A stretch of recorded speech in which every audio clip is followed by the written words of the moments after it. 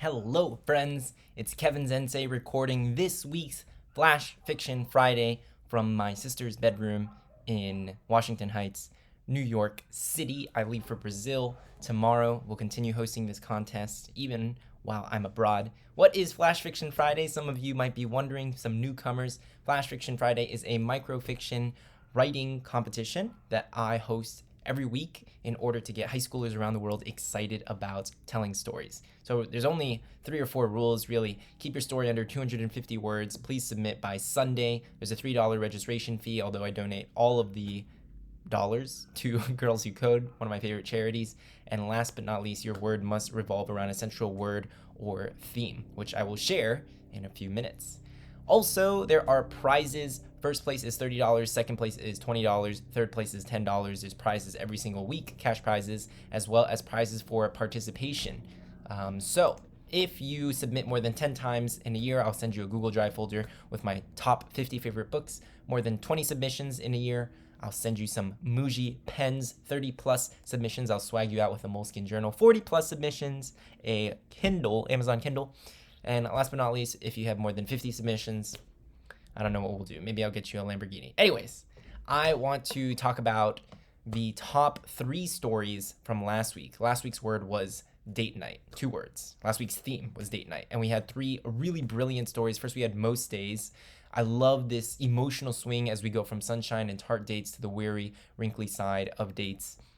His daughter observing her father, interpreting the word date as a fruit and not necessarily a romantic date night out. I love the use of sensory details employing taste, touch, sight, and smell in this story. The sentence structure is truly divine, and I think it's one of the best stories I've read from this competition series ever.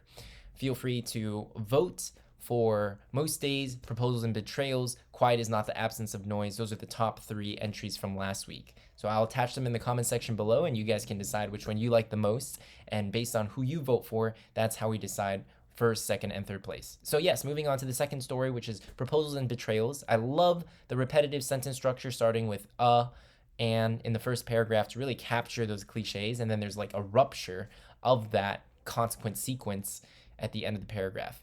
There's a very spicy affair with who was, what was supposed to be the fiance and the photographer. I really enjoyed that twist. Last but not least, we have the third story called Quiet is Not the Absence of Noise. I like how the author here really explores what the definition of a date night even means. Is it an act of love, selfishness, a little bit of both, something else? There's also some ambiguity about what the other person in the relationship feels. The author writes that, this other person is straining and breaking. I kind of wish that was more clear, but then again, it doesn't necessarily have to be for us to feel what the narrator feels. So overall, guys, very strong piece. Super duper impressed. If this is your first time watching the series, don't feel intimidated. Please feel free to submit. I'll send you feedback on the stories that were not selected in the top 3. Okay, so this week's word is the foreigner. The foreigner. So tell me a story about someone, something foreign.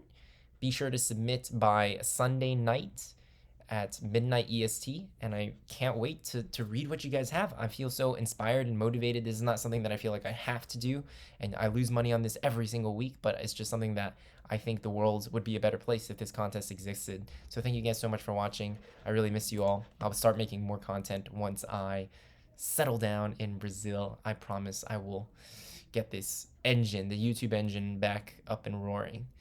All right, guys, take it easy. I'll catch you later. I'm constantly rooting for your success. Your success is my success. And I will catch you later. Peace.